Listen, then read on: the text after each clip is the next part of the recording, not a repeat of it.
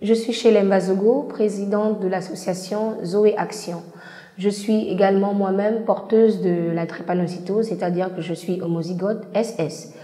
Alors, mon association est arquée surtout sur l'accompagnement de tous les enfants drépanocytaires, toutes les personnes portant de la maladie, allant de 7 ans à 18 ans. Alors, notre accompagnement, nous avons surtout des parents qui viennent vers nous et nous leur prodiguons des conseils que nous pouvons leur donner.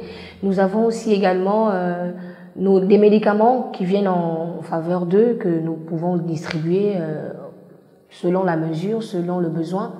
Et nous avons surtout les enfants que nous essayons de donner un peu plus de force, de conseils, un peu plus, moi j'appelle ça donner un sourire, donner de la vie. Je prendrais l'image d'un bébé qui est en train de ramper. C'est ce que moi je donnerais comme image de l'état des lieux de la drépanocytose au Gabon. Scientifiquement parlant, il y a des avancées, c'est-à-dire qu'il y a quand même les différents médecins et professeurs chercheurs qui se bougent, qui essayent de faire en sorte que l'on ait un traitement adéquat pour les drépanocytaires, pour que toutes sortes de crises, de douleurs soient éradiquées. Mais au niveau des associations, malheureusement, toutes les associations, nous ne connaissons pas. Et la mienne, on est naissant, on est un bébé, on va dire. On commence les actions officiellement. Parce que officieusement, lorsque je le faisais, beaucoup sont revenus vers moi pour me dire « Mais pourquoi tu n'officialises pas ton association ?» Ça va permettre à beaucoup de personnes d'avoir plus d'espoir parce que nous rencontrons beaucoup plus d'enfants, comme je vous dis, qui n'arrivent pas à aller plus loin au niveau des études. Et ça, c'est quand même assez dévastant. Lorsque vous voyez une fille de 19, 20 ans, 22 ans qui vous dit qu'elle a le niveau 5e parce qu'elle ne peut pas faire l'école, parce que à cause des différentes crises qu'elle a eues, donc elle a un retard. Donc ça, déjà, ça vous touche parce que vous vous dites, ah tiens, donc quand même, j'ai été privilégiée de passer un certain cap. Et à ce moment, vous vous dites, ok, je vais me lever réellement et faire des choses concrètement.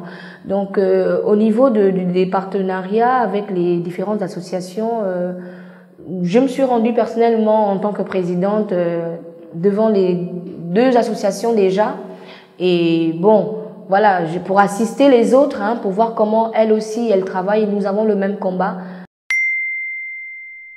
C'est quelque chose d'assez difficile parce que ça me renvoie à mon enfance où, pour la petite histoire, j'ai subi un rejet. Parce que physiquement, je n'étais pas comme les autres. Et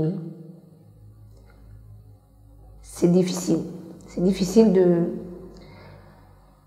d'essayer de se lever un matin, d'aller à l'école et d'avoir le regard des différents maîtres, des collègues de classe qui vous regardent comme si vous étiez un extraterrestre. Parce que vous avez le ventre bédonnant, vous avez les petits bras comme ça, vous avez des yeux jaunes comme une banane. Dans les hôpitaux, on vous traite un petit peu comme voilà, comme le rat de laboratoire, mais tout mignon, on fait du bien et ça c'est la seule partie qui vous permet de croire que vous êtes importante, parce qu'à l'hôpital, on vous bichonne un petit peu. Mais à la maison, il y a le regard que est-ce que l'enfant va survivre encore à cette crise-là? Les frères, ils sont toujours là avec un regard c'est très difficile pour les familles d'avoir 1 ou 2, parce que je connais des personnes qui ont 2, 3 enfants SS. Ça, c'est pas facile. Financièrement, c'est très coûteux. Moralement, c'est dévastateur.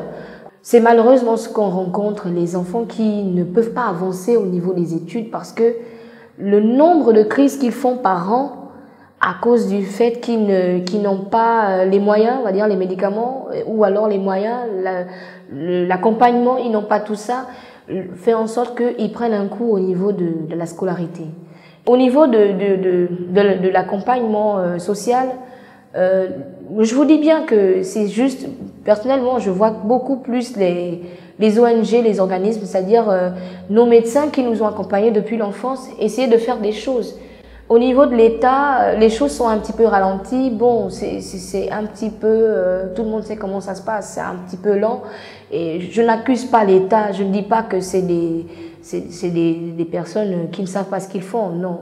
Certainement, il y a des conventions qui vont naître d'ici là, mais le pas est pressant. La chose est pressante. Il faut que l'on prenne des engagements pour dire toute personne drépanocytaire doit avoir la gratuité des médicaments et la gratuité aussi au niveau de la prise en charge. À ce moment-là, il y aurait plus d'impact pour l'avancée de la drépanocytose, pour l'avancée de la prise en charge.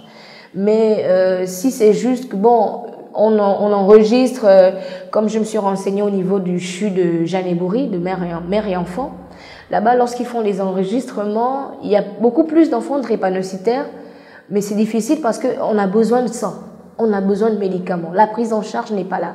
Donc, le temps que toutes ces choses-là soient faites, on est très certain que les enfants ils vont partir. Et ça, c'est pas bien. Ça fait mal. C'est des choses qui font que nous, en tant que personnes drépanocytaires adultes, parents, on se demande si réellement on nous considère. Hein, parce que les choses sont plus axées sur le sida, sur le cancer. On n'a rien contre ces personnes, mais on doit prendre en compte les personnes ayant la drépanocytose. C'est très important.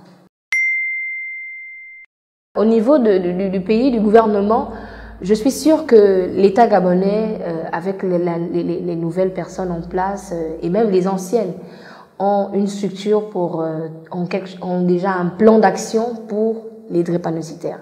Je suis certaine de cela parce que je crois en ce pays, je crois en mon pays, je crois en ce pays et je pense que les choses ne devraient pas être toujours stagnantes et les choses avanceront dans le bon sens.